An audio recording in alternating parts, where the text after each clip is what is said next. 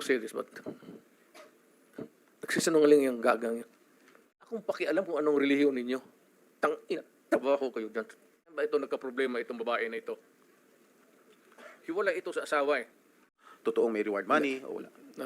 Sir, sagutin kita ng ganito. Bakit ako magbayad sa kanila? Trabaho mo nila yan. Kung may pera, bulsa ko na lang. Anong pinaka-safe na city for the longest time hanggang ngayon? Tanungin ko kayo. Noong panahon po ng tatay ko, San Juan po. Kasi sir, binaback-upan ako ng tatay mo. Sir, Alam niyo po, nag-mayor din po ako ng San Juan, kaya I know where the former president is marami ko rin coming from. siguro pinatay, sir. Alam ko. Mr. Chair, Mr. President, bibigyan ho namin kayo ng pagkakataon to air your side dahil nung napanood ko po yung mga revelations ng mga resource persons sa Quad Committee sa House of Representatives, marami po mga revelations po ang mga naglabasan, katulad po ng kay Colonel Garma. Ang sabi po niya, she received a call from you sometime in May 2016. Can you confirm this, Mr. President? Ay, hindi ako tumatawag ng pulis. Sir. Bahay? Yung sabi niya doon sa bahay? Hindi ko pinapupunta ng... Before you assumed the presidency, you were still president-elect at the time. Sabi niya May 2016. So I presume you were still president-elect, Mr. I President. do not remember Calling her. And for what?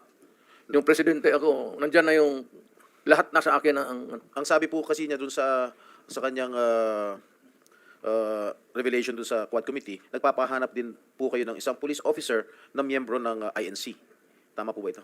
Yun po ang sinabi ni Colonel Garma dun sa Quadcom, sa House of Representatives, yun ang Pangulo. I hate to say this, but nagsisinungaling yung gagang yun. Bakit ako mamili ng Iglesia ni Cristo? Di, yung mga aglipay, pati isali ko na lang. Yung Mormons. Why would I zero in sa Iglesia ni Cristo? For what reason? Yun po ang sinabi ni... Kaya, sir, Opo. I am just trying to explain ko kung bakit ako magpatawag ng Iglesia ni Cristo. Di, ipatawag ko na lang yung Mormons, pati yung aglipay. Trabaho nila yan, sir. Ako, Mayor Presidente. Wala akong pakialam kung anong relihiyon ninyo. Trabaho kayo dyan. Alam nila yan. Alam nila yan kung paano ko sila murahin. Do not give me that shit to tang. Mr. President, pero gaano niyo po kakilala tong si Colonel Garma? At kailan niyo po siya nakilala?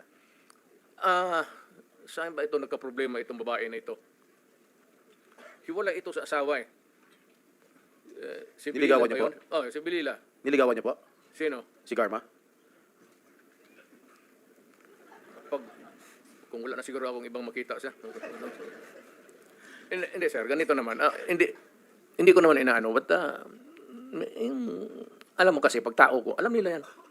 Parang close mo talaga. Kasi ganun ako mag-trato dito sa pulis eh. Ito sila sir, mabuti nandito kasi puro dumaan ito sila sa akin. Ganun talaga ako Pero bakit po siya nagsasalita ng... nagbibigay po ng revelation doon sa Quadcom na sinasabi nyo, hindi po totoo na tinawagan nyo po siya noong May of 2016 at nagpapahanap po kayo ng isang police officer na miyembro ng INC? Hanggang ngayon, sir, it's a mystery to me. Bakit ko siya tatawagan at bakit ko sabihin sa kanya maghanap ng Iglesia ni Cristo na marami namang pulis sa Davao na miyembro ng Iglesia ni Cristo?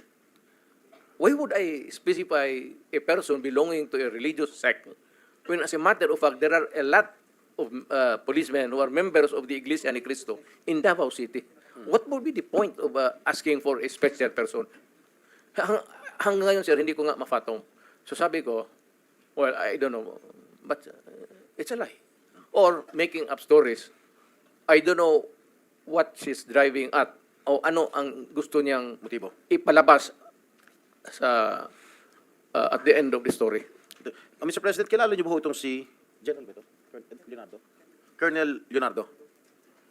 Yes, sir. Sino po ang nagrekomenda sa inyo na i-appoint po si General Leonardo?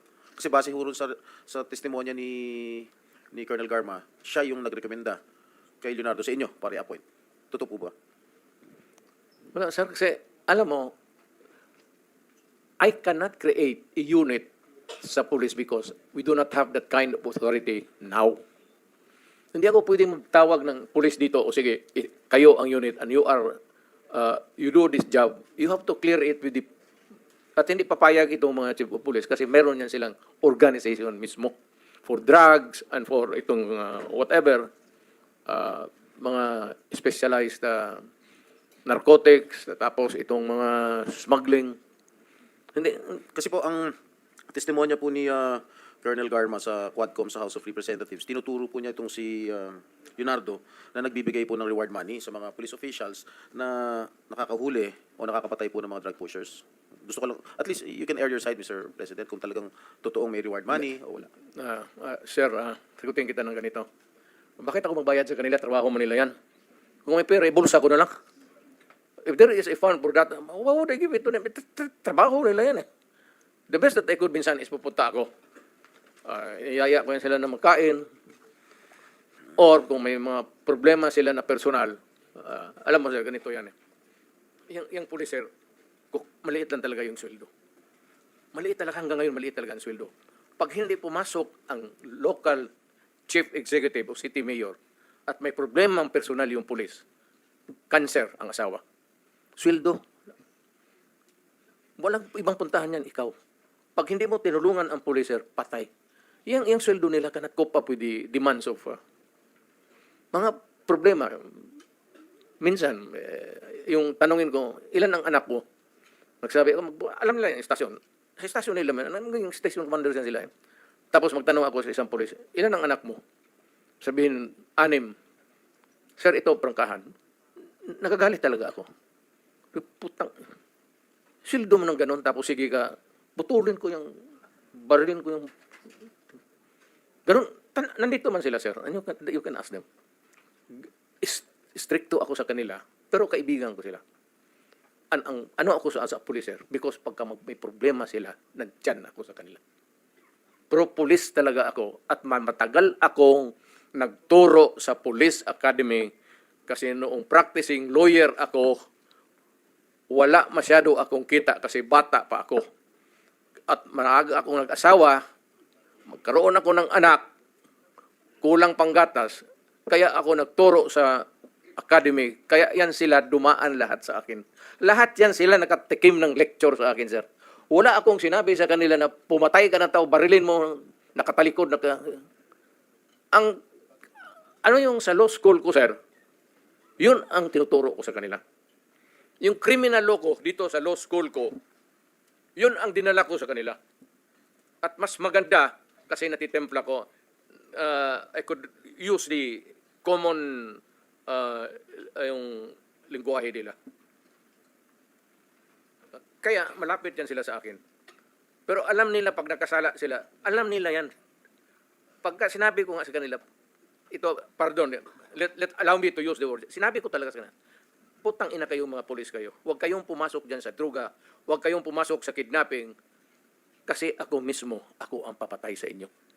Ako ang magparil sa inyo. Totoo yan, sir. Ano yan? Buhay man sila lahat. Sabi ko, putang ina, huwag kayong pumasok dyan. Let's say kayo. Papatayin ko talaga kayo.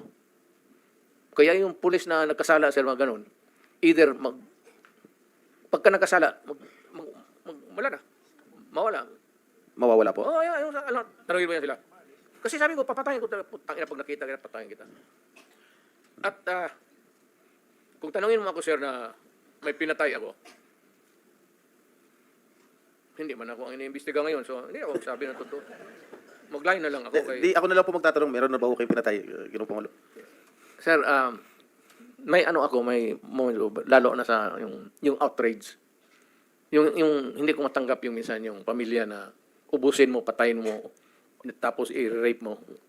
Mukhang, sa akin yan, sir, talagang nawiwerla ako. Masyadong, ang fuse ko dyan, mainit talaga ako. Alam nila yan. Kaya behave. Sir, ito tanongin mo, prangka-prangka. Nandito, or citizens of this country. Anong pinaka-safe na city for the longest time hanggang ngayon? Tanungin ko kayo. Noong panahon po ng tatay ko, San Juan po. Kasi sir, binaback-upan ako ng tatay mo. O totoo, huwag na lang tayo ilabas na lang natin. Ang sabi ng tatay mo sa akin, sir, you do what you have to do to make your city safe. Kasi ang Davao nababalitaan na maganda. Kaya ang Davao nag-flourish. Kaya ang Davao malinis. Kaya ang Davao ngayon, anytime maglakad ka, walang gagalaw sa iyo. Alam ng tao kasi pag magkamali sila, hindi yung police, they have to deal with me. Dapat ako ang imbestigahin dito kung extrajudicial killing. Wala yan sila.